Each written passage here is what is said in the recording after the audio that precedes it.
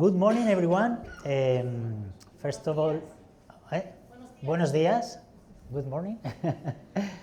First of all, I want to thank my colleagues from Scott, Oni, and all the team, and my colleague Gordon that is not there, is around. He's getting a coffee. So to give us the opportunity to share with you. We hope some interesting stuff, and also in this beautiful place. So next time we can do a paella masterclass. Okay? So from my side, and after this beautiful introduction from Nicola, I'm going to approach this topic of biological solutions. Because as you know, in Lallemand, our field of innovation is mainly based on microbiology. So we are always looking around for the microbes in the vineyards, during the fermentations. But it's really interesting because it's still the biodiversity on the field, on the vineyard, on the wineries is always giving us new sources of innovation. And some of our focus on the research and development are mainly focusing on, first of all, in the adaptation of the climate changes. For sure, I'm not going to enter in this detail, but all of us worldwide are facing this, I would say, instability of the climate, that every year we are facing new situations, different than in the past, and as from the winemaking point of view, we have to be really open to adapt to this instability, I would say. And mainly we are focusing on these biosources solutions related to the topic of today in the frame of offering you biological tools depending on your goal, but mainly in relation to this trend that is coming since last year to mainly in Europe to the goal of decreasing some chemical additives. So that's why the biological tools are getting more are really interesting tools to balance all these situations, and always, for sure, we want to insist also the focus to maintain and to improve your wine quality, which is always our goal. So again, I'm not going to enter into the details. All of you are facing all these situations, the new matrix to take into account in relation to the climate changes, the climate instability, but some of these topics are a related situation with the topic today. You know, we are facing some situation because of the higher pHs, for instance, or some stresses. It's interesting how to see when we have this type of situation. As Nicola mentioned, the microbial evolution, when we are picking the grapes, we are facing many different situations today. For sure, the higher pHs, the influence on the SO2 efficiency in relation to the high pH. So plenty of different things that we are approaching, and this topic of the globally bioprotection, which is we are talking about it since years. In fact, but the bioprotection or the biocontrol, I always want to say that it started many years ago. For the ones that are here who has more experience than myself, when the active varieties started, for instance, it was the first step that the winemakers could control or biocontrol their fermentation. But more and more, thanks to the research, thanks to the isolation of new species, this bioprotection concept is increasing, is more wide, and recently also the OIB has defined some definitions about this topic with some of the microorganisms involved. Okay, for sure, it's the main goal is based on microbial competition at the beginning of the process or through the whole process. We could mention passive mechanisms, that means competition for nutrients, for lipids, for oxygen, for instance, really interesting, or active mechanisms, because as you will see, some of these microbes produces some other compounds that could be damaging the contaminant or the non-desirable microorganisms. So we are going to more or less to touch different topics, but I always want to focus on the practical management. So for instance, if we go to the pre-fermentative stages globally, whatever is whites, rosés, and reds. We have plenty of them. We are managing plenty of the winemaking practices during these prefermentative stages, whatever is transport, harvesting, transport, skin maceration, pressing, cold juice stabulation, clarification, cold soak on reds.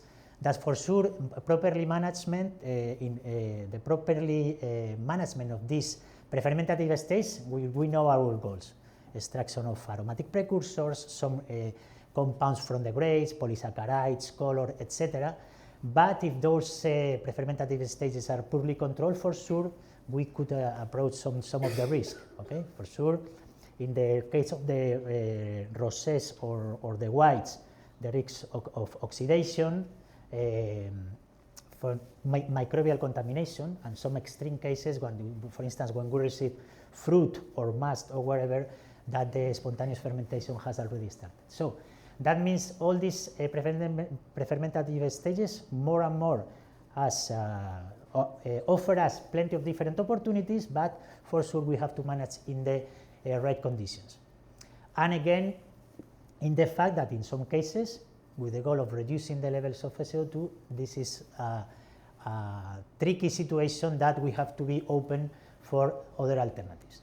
So one of the interesting alternatives in this world of the bioprotection, as you know, we are working with plenty of academic partners in the isolation, characterization, selection of microorganisms, and in this case, in collaboration with the IFB in France, we run a long project to isolate strains from different species. In this case, we're focusing on the Mechnicovia pulcherrima species, where we could select plenty of different strains. And from that, we started a huge selection and collaboration on it. So this is a reality, and we have plenty of experience already in the market. And for instance, from our side, from the practical management, we always go into the field to have this type of trials. For instance, in this case, this is a trial conducted in Chardonnay and extreme conditions. Most of these cases, you will see extreme conditions. This is a winemaking without SO2. So we pick the grapes and we run this technique, which is the cold juice stabulation, that I'm pretty sure you know about it, and some of you are practicing at winery scale. That is mainly taking the first fractions of the presses, put it at really low temperature with agitation, with the goal of extracting aromatic precursors and some polysaccharides from the mass from the grapes, which is interesting for the organoleptic profile. Mainly this thiolic or exotic profile is really used on Sauvignon Blanc, some rosés with this in Provence with these thiolic profiles.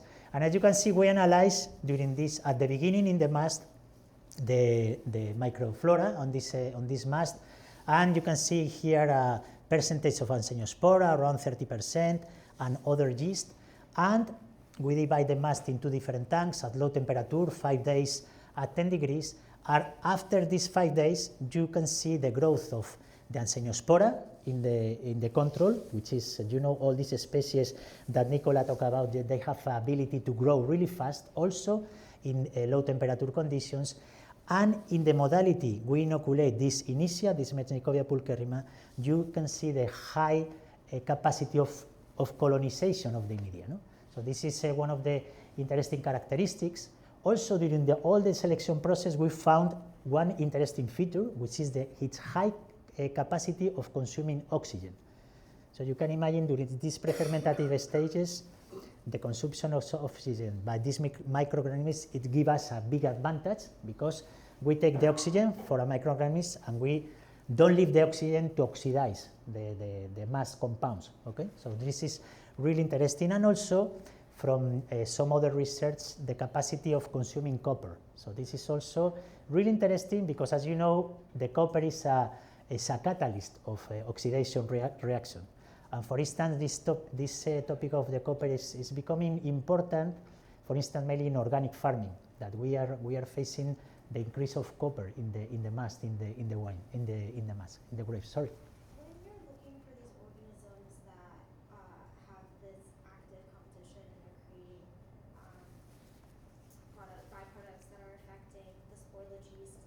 where are you finding these bacteria and like how, like clearly you're selecting them for the specific process, but where do you find them in the environment? Is it like in the vineyard or just man-made? Where are you finding these? This is really interesting because, as you know, we are selecting microbes since years. So when we talk about Saccharomyces, most of the times we are going to spontaneous ferments, depending on the goal, because for instance we are going to whatever place in the world that they have high alcohol or whatever. So but in the case of this species non-sac, we are working mainly from from the grapes in different vineyards. For instance, this selection was done in Burgundy through Chardonnay vineyards. But as you know, from these selection programs, we are working at the first stage from 300, 500 different microbes. So then you have to start step by step the selection process. Okay. Have you looked outside of fermenting grapes for non-sac yeasts? For non-sac yeast, at the beginning of spontaneous fermentation, yeah, sure. Because as you well know, is the space that this non-sac has the ability to develop. Then Saccharomyces is mainly occupying the media, the fermentative media. But yes, also there is some space there to look after. Okay. Yeah. Sorry, did you kept saying grapes? That's what I meant. Yeah, like so different fermentations. So like different fruit looking fermentations. different grains and things. Grains or fruits, different mediums of fermentation for non-sac yeasts. Just out of curiosity. I mean, you mean in a different environmental Yeah, than grapes? Yes. So you work with like Didi and things. It's really interesting. It's a really interesting question. Mainly for enology, we are focusing on grapes, but for sure we have plenty of different projects. We could talk about. You can't imagine whatever good in whatever place, or there are plenty of interesting species, agave. Plenty of stuff that is highly interesting. Yes, for sure we have plenty of different projects, but mainly in enology we are focusing on enological viticultural ambient. Okay, globally. Corporate R&D level, they will kind of look, and when they find something, they'll say, oh, well, this one didn't work in agave, but it has all these really interesting things that we think would be interesting in enology, or they'll find something in enology that wasn't that great in enology, but as inulase activity we think would be great for distilled spirits. So like Natalie's in the enology R&D unit, but there's also the Lalma corporate R&D, so there's enology, baking, brewing, distilled spirits. Gordon, help me. Coffee. I just wanted to Olive see oil. Yeah, So they do yeah. between those departments. Yes. Plant Yeah, care. there is a huge collaboration and so on. Yes, for sure. And also between us, sometimes we try other microbes founded in another environmental in research on our wines or fermentation and so on. Yeah, for sure. Now it's really interesting how this topic is evolving. All of you are now one of the trending focus on R&D is the soil microorganisms. So everything is evolving, and for sure that making excited always.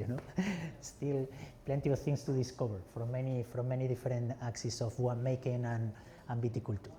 So those topics are really interesting. Coming back to the practice, to the white and rosé fermentation, and again coming to the practice, this is an interesting example. We are in Chile, where we are dealing many projects. This is a project with the biggest company in Chile, and they have this case that you could have in your cases. So they are producing a Sauvignon Blanc in the south of Chile, and this Sauvignon Blanc has to travel 7 hours to the facility. Okay, so this was a conventional viticulturist, so vineyard, that they hand-picking with the right timing, everything. So they were changing to from conventional to organic farming. So this was a big change for them, because in Chile they can use any metabisulfite or SO2 on the grapes, on organic and so on. And also they had to change from hand-picking to machine harvesting, because of labor issues and so on. So they were looking after some alternatives. So in this case, we went to the vineyard. I don't know if you can see, but we prepared this this Mezhnikovia, this Initia, in a dissolution because it can maintain the viability during some hours. We went there at night, and once they were filling the transport trucks, we were inoculated this Mezhnikovia during the filling, okay? And we compare some control tracks with some tracks with the inoculation of Initia. And these are some pictures coming from the winemaker, from the technical director of some masts that, you know, when you change some topics you have to adapt. But look on the difference on the mast, that in the mast that we got this Initia, we could keep lower level of oxidation and for sure lower level of starting fermentation. Okay, so we have plenty of experience from the field on these cases, which is really interesting and show the ability of this particular Mezhnikovia Initia to help on many different conditions. Have you tried to use chitosan? Yes, this is an interesting topic about the combination of different tools. But I leave Natalie because Natalie will approach this topic, and you will have at the end, we try to at the end to show the different alternatives and the synergistic effect of those, and which is really interesting. So this is another example. This is in Italy, a Sauvignon Blanc with not really healthy Sauvignon Blanc, high pH. So in this case, we divide different presses, and we did a type of skin maceration, 24 hours at 8 degrees. So interestingly, we measure the dissolved oxygen in the free run juice on the different presses. You know, it's really interesting because when we manage these trials at winery scale or a pilot scale, when measuring the oxygen in the free run juice or in the mast, it's amazing how the mast has the ability to keep the oxygen really, really fast. The mast by itself, you know.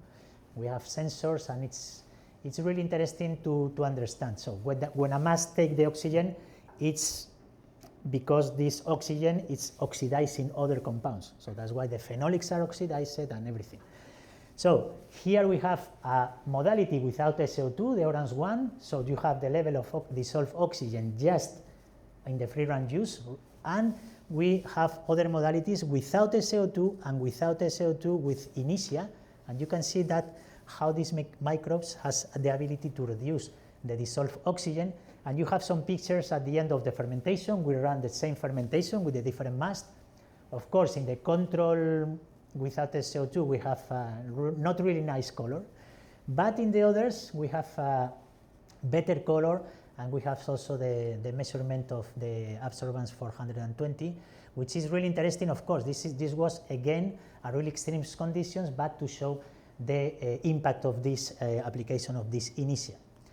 And you know, other trials. This is at winery scale, for instance, in a hot climate region in Spain, in Valencia, in Sauvignon Blanc, applying the Initia during the cold juice stabulation during 5 days at 4 degrees Celsius, really low temperature, and we measure the volatile thiols of this Sauvignon at the end of the winemaking process, same fermentation process, and you can see the impact also on the aromatics, because avoiding the growth of other microbes, reducing the oxygen, we are preserving some of the compounds that will release during the fermentation.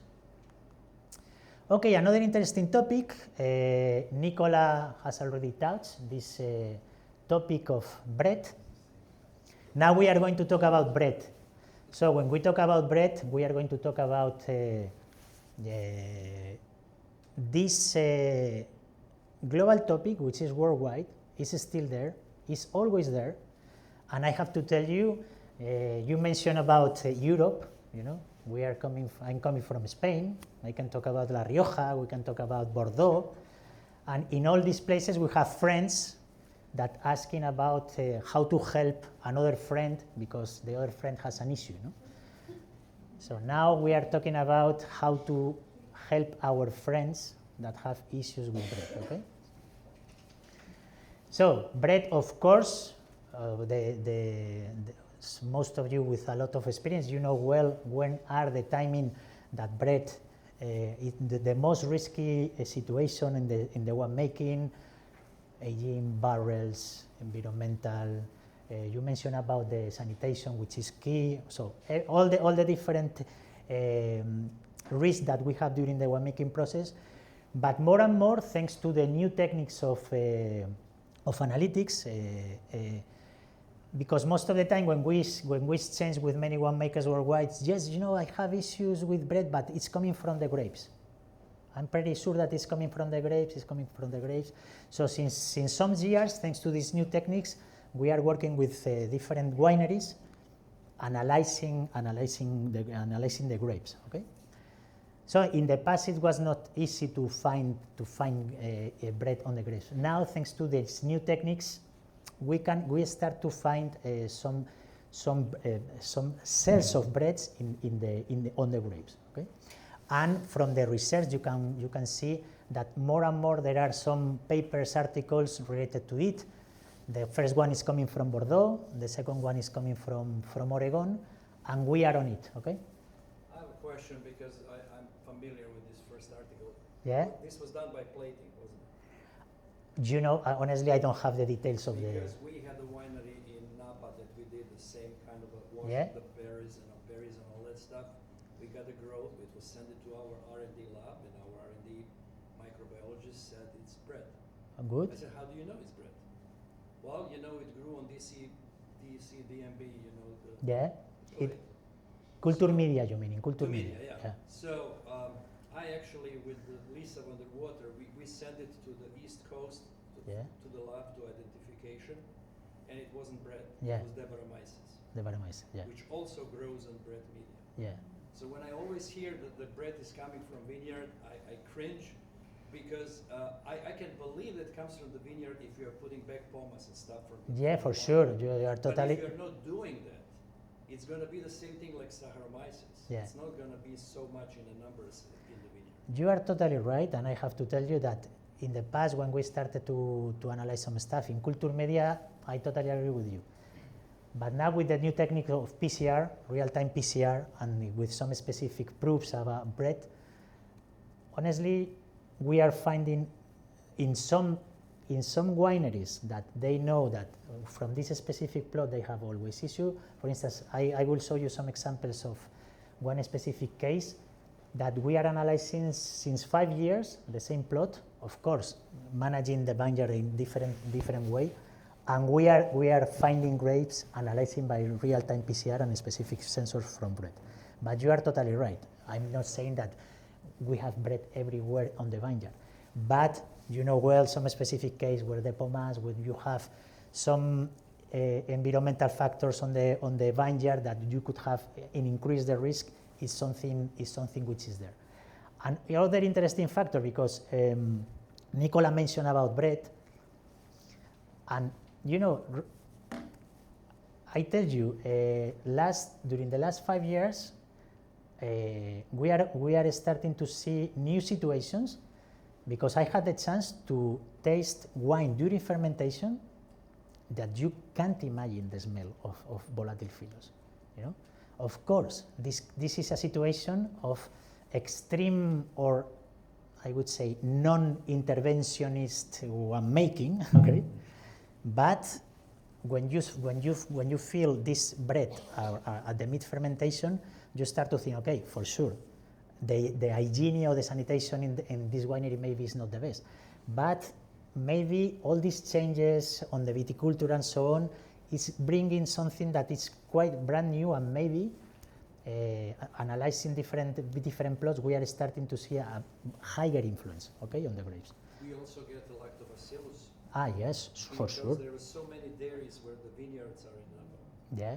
You remember, so it was I can't remember which year, some years ago, it was amazing here. And it was a dry year, you remember? Winery, Quintessa, in 2003, we got lactobacillus from the vineyards. Yeah. So that's why, you know, thinking about that, and with all these new techniques and the new changes and so on, the climate, you know, we are now studying again the mousy taint. You have experience on that. It came from Australia many years ago, and today it's coming back. Why? Because things are changing from the viticulture and from the winemaking. Okay, so that's why this is something that is there, And in relation to this topic, many years ago we started different collaborations, again, exploring the non-Saccharomyces, exploring the biodiversity, and in collaboration with the Stellenbosch University in South Africa, they were starting some projects, we collaborated with them about some a specific strain belonging to a species which formerly was called Candida pyralidae. Today the name is Suomyces pyralidae. You know that the taxonomy changed, and they found that this a specific strain has the ability to produce an inhibitory factor, a protein which affects the Brettanomyces growth. For sure, through all this process, we collaborated with them, we got the strain. Our goal mainly, first of all, is to see if we have the ability to produce this microbe as active bright yeast to offer you in the best conditions, which is one of the first goals in our research, and then internal characterization, etc. So we got this strain. This strain is belonging to this species that I told you. It has the ability to produce this Brett inhibition factor. This is the name. And we, from our side, from the research and from the practical side, we explore other characteristics. We are talking about a non-Saccharomyces. It's a low fermentative, with a low fermentative capacity, low consumption of sugar and nutrients, and with low alcohol tolerance.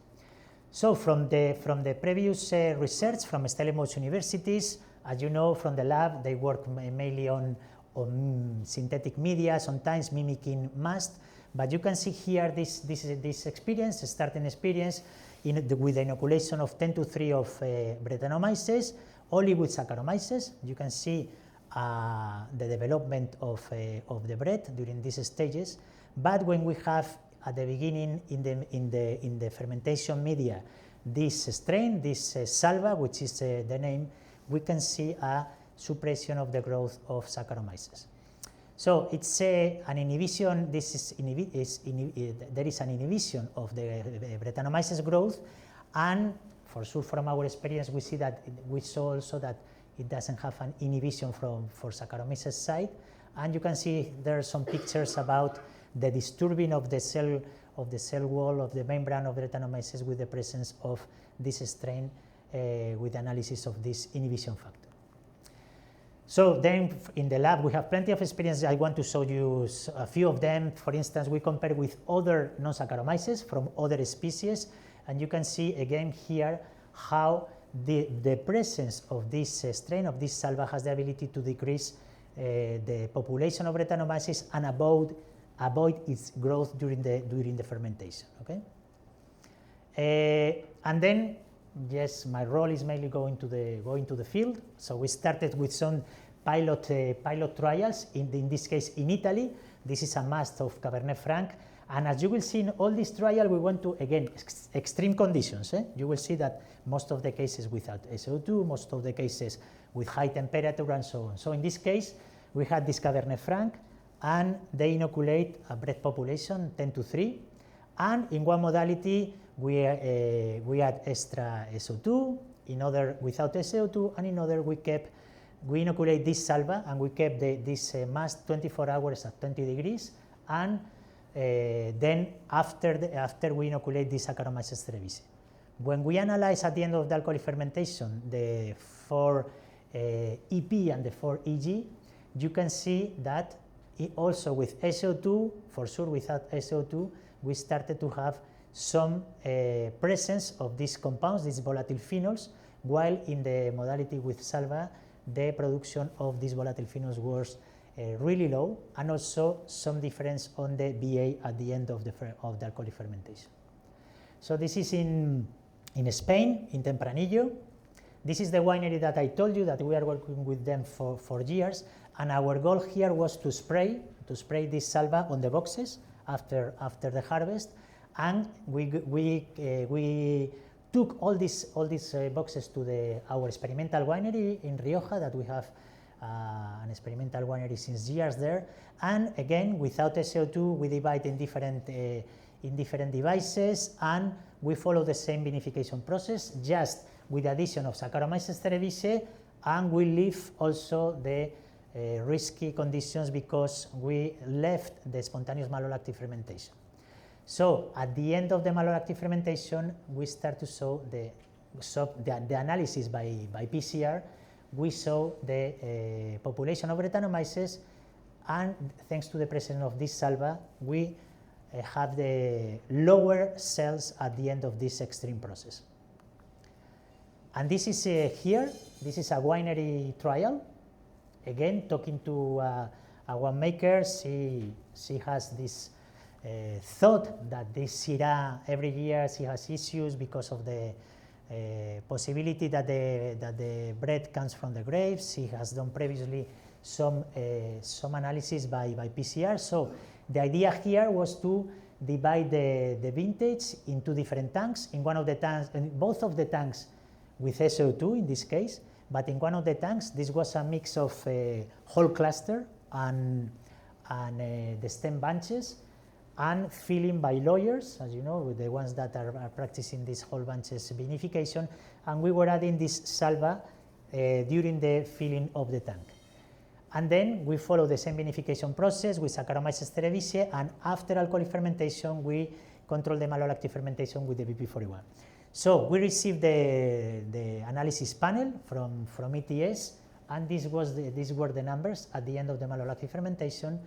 That you can see again the presence of Brettanomyces in the control tank versus the presence of Brettanomyces in the tank that we have this bioprotection tool at the beginning of the process. And then also we came to, sorry. What was the addition rate of the silva? In this trial, I think it was, if I remember well, 10 grams per 100 kg. Okay. And here we are in one region. Nathalie is looking at me. It's Bordeaux. It's well known for its terroir. Okay, terroir, and also sometimes this terroir it's really special. And we have this Merlot. This is a real winery scale with some SO2 at reception, additional SO2 in one of the tanks, in other tanks with level 2 salva, and they follow with a cold soak 4 days at 10 degrees. Same vinification process with Saccharomyces cerevisiae and with spontaneous malolactic fermentation. And you can see the numbers of 4EP and 4EG. At the end of malolactic fermentation, you start to see some numbers of little numbers of these volatile phenols, but they were starting to be there. And they rack these wines in the same barrels, same conditions, and after 5 months, they saw that the levels of volatile phenols were increasing, while in the control, in the tank that we have this bioprotection tool at the beginning, it was under control, the production of volatile phenols. Of course, we can say that we are talking about a bioprotection tool, okay? So all its action is at the beginning, you know, the production of this inhibitory factor and so on. Then for sure we have to continue looking at the good practice to control Brettanomyces. But we can suspect that the cells at the end of the alcoholic and malolactic fermentation process were more damaged. So if we apply some SO2 or some other tools at the end of the alcoholic fermentation, the efficiency will be higher. Okay. So this is an interesting bioprotection tool which is coming, and also to include in the program, if you have specific programs to control this microbe, and also our recommendation as for other bioprotection tools, the sooner the better, whatever is during harvest, at the reception of the grapes, during the tank filling, and to control and to avoid the growth of Brettanomyces during this pre-fermentative stage. Do you have to rehydrate these? Yes, we normally at this stage, from our experience, we are recommending dissolution and rehydration. Okay.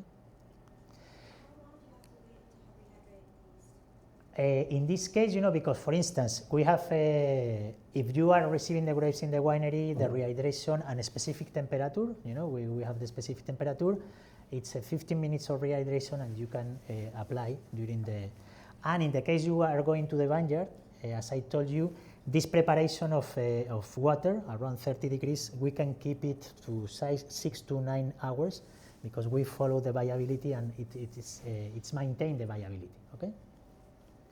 And applying to the different situations. So other interesting topic that we are facing, and pretty sure you are facing for years, is the influence on the climate on the acidity.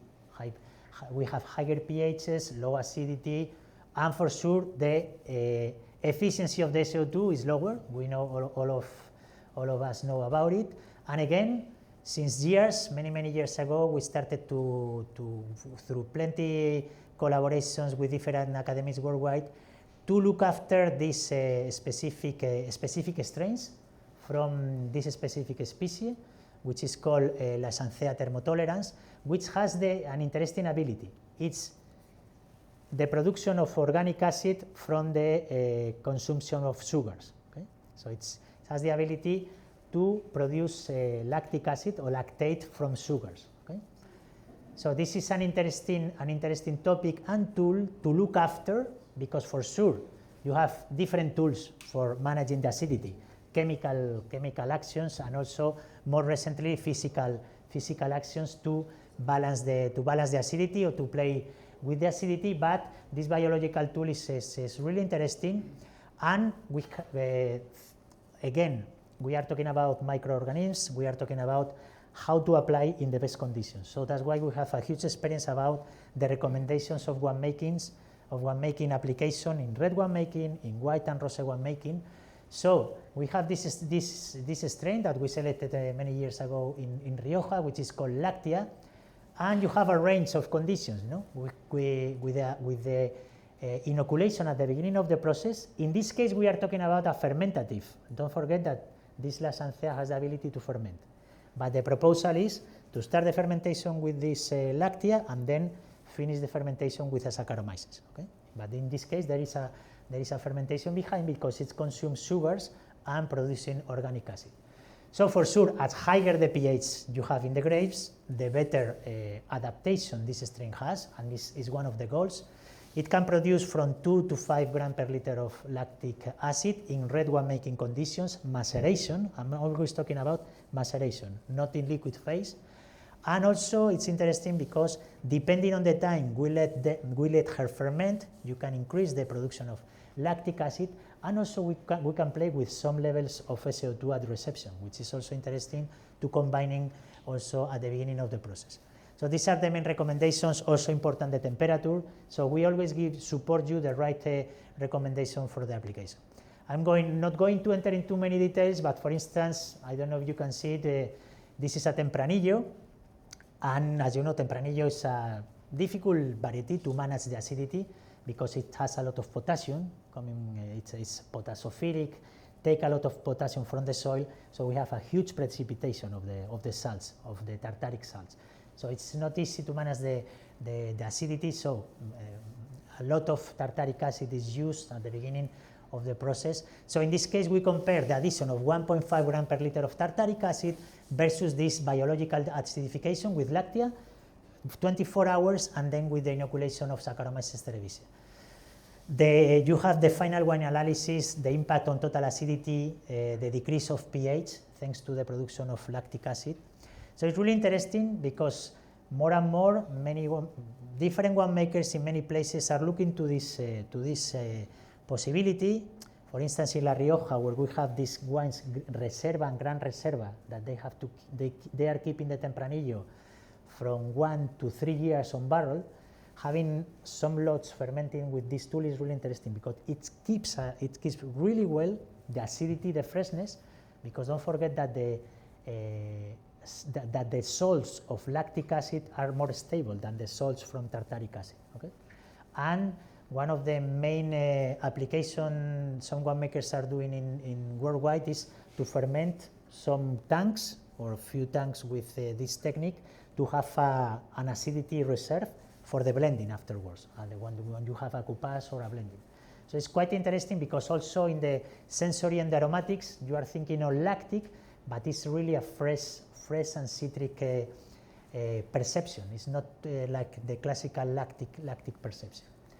And thanks to the, to all this experience since years, in many places worldwide, mainly in hot climates, they are asking, so, but what about whites? Because on whites I need more freshness and so on. So we have also really good, really nice experience on whites. On whites you have to manage a little bit difference. The level of SO2 has to be low, really low.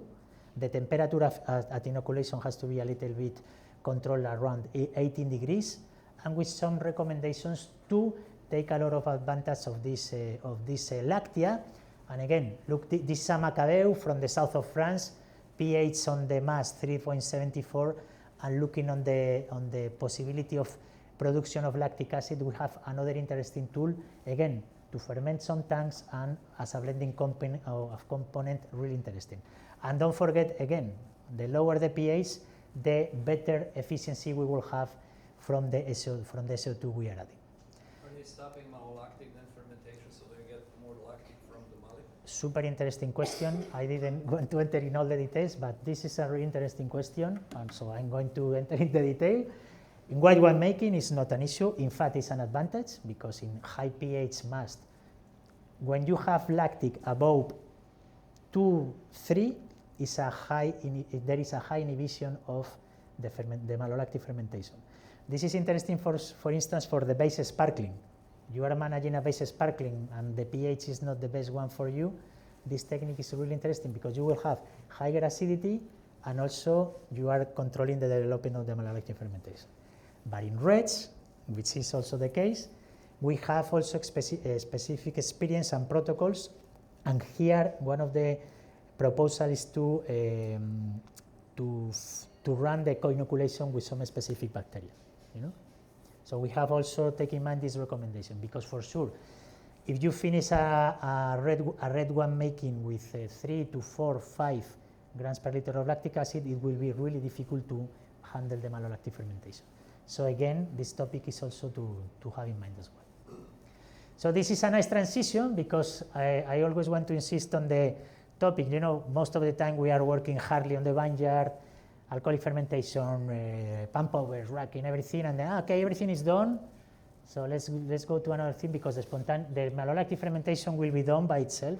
It's okay. Always we only have to heat a little bit the tank. But as you know, we insist on this fact: the malolactic fermentation, and Nicola talked about it. The control of the malolactic fermentation is key in all of our process, because here, globally, we are in a situation of higher pH. For sure, if we manage the pH, the magic number 3.5, below 3.5, we are balancing the possible development of some other contaminant bacteria or other microorganisms. But in the case we are above 3.5, some other contaminants, microbes that Nicola well explained, have the ability to grow. So it's difficult to see, but you have here most of the compounds that Nicola commented. But for sure, again, coming back to the exchange we have at the beginning, some of these defects are coming back in the last years because of all these changes. So again, thinking about the malolactic fermentation, thinking about the timing of inoculation, since years we are proposing you this practice, which is what we call the co-inoculation. Here you have a little picture of our colleague Sibyl Krieger. I guess some of you knows her. And at the beginning of this century, 25 or more years ago, she was starting to think about this possibility, through starting to research with some universities about the possibility to inoculate a bacteria at the beginning of the alcoholic fermentation. And I remember she told me her stories in Bordeaux, talking about with researchers and winemaking about this possibility. They mentioned that if Sibyl, you are crazy, we are going to inoculate a bacteria at the beginning of the alcoholic fermentation, so it will be a disaster. We are going to have here a lactic stuff, volatile acidity, and everything. But she's tough, and today this practice is a common practice worldwide. It's included in our winemaker exchanges, the co-inoculation, because this is a practice which has a plenty of beautiful advantages. You know, the quick dominance. We are talking about bioprotection. Also ensures the malolactic fermentation in tough conditions, tough varietals, some cases of high alcohols, and then it's a good tool for you to stabilize the wine as soon as possible and avoiding all these possible contaminations. Because coming back to the topic of Brettanomyces, when we finish the alcoholic fermentation and we leave the wine by itself with rest of sugars, rest of nutrients, we also give some temperature. If we have the mummy, the bread around, so the bread in these conditions is going to the mass. It's the perfect timing. So this waiting for the malolactic fermentation increase the risk of possible contamination for Brettanomyces. And again, interesting outcomes coming from research here and from Dr. Osborne about the capacity of some strains to release the precursors for the production of volatile acid, namely the cinnamic acid. As you know, these compounds are esterified in the grapes, and some Enococcus oeni or some other bacteria has the ability to release the precursor. So if we increase the precursor, the risk, if we have the Brettanomyces contamination, is higher. So we are also characterizing all of our Enococcus strain or from other species to assure that they don't have the capacity of release this type of precursors that could be damaging for the further contamination of Brettanomyces. So the malolactic fermentation, for sure, the controlled malolactic fermentation is an interesting tool. So for instance, this is the case of Pinot Noir. This experience is coming again from the IFB in Burgundy, when this practice of co-inoculation, below above you have the classical situation of the development of Brettanomyces. If you start with some cells of Brettanomyces at the beginning of the process and spontaneous malolactic fermentation, yeah, the indigenous bacteria could suppress some growth, but the growth can be, the Brettanomyces could increase their population right after. While in the case of co-inoculation, where you are inoculated a population of a selected bacteria, you have the ability to suppress the growth of Brettanomyces, and you have the alcoholic fermentation and the malolactic fermentation at the same time, sometimes right after, so you avoid the entrance of some other microbes. And also in the case of inoculation after the alcoholic fermentation, we have the same case. So you have here the growth of Brettanomyces, and in the case of some strains in the inoculation after alcoholic fermentation, in the situation that we have some cells of Brettanomyces, can suppress the growth of Brettanomyces also after the malolactic fermentation. So this activity of Enococcus has a nice ability to suppress the growth of Brettanomyces. So again, looking at the controlling malolactic fermentation and bacteria Enococcus as a bioprotection tool is highly interesting. And just for the end, I'm quite excited to exchange with you about this really interesting tool, this interesting malolactic fermentation tool, which is belongs to this species, to the species Lactobacillus plantarum, that today from the taxonomy it changes the name to, you know how to say better than myself, because I'm really Lactobacillus plantarum. Okay, so this is the new taxonomy, but I'm talking about the ex-Lactobacillus plantarum. So it's interesting because, as you well know, globally the betamolis of ex-Lactobacillus plantarum is highly interesting because it doesn't have the ability, when consuming glucose and fructose, the main sugars from the grapes, it doesn't have the ability to produce acetic acid. So take that in mind, because, for instance, Enococcus managing or developing some Enococcus on different situations, yes, it has the ability to produce some volatile acidity, some acetic acid, as you know, for instance, in the case of stack fermentation and so on. So we started many years ago some selection programs. In this case, in Italy, we found a really interesting strain from this species, and we worked harder in our plants, production plants of bacteria, to get this strain with a high malolactic activity. So today, I say today because it's recently approved here, but we have years of experience worldwide with this strain, which is called ML Prime, which brings you a lot of advantage. Because just to show you more or less the window of application, again, we are always insistent on the umbrella of application of all of our different tools, and in this case we are talking about red wine making, pH above 3.4. We recommend it in co-inoculation. The initial malic acid below 3 grams per hectoliter, and we also can combine unreception with some SO2. And the temperature after inoculation should be around 20 degrees or above. So, as you can see, not difficult conditions to manage in your red wine making, okay? But the advantages are really, really impacting because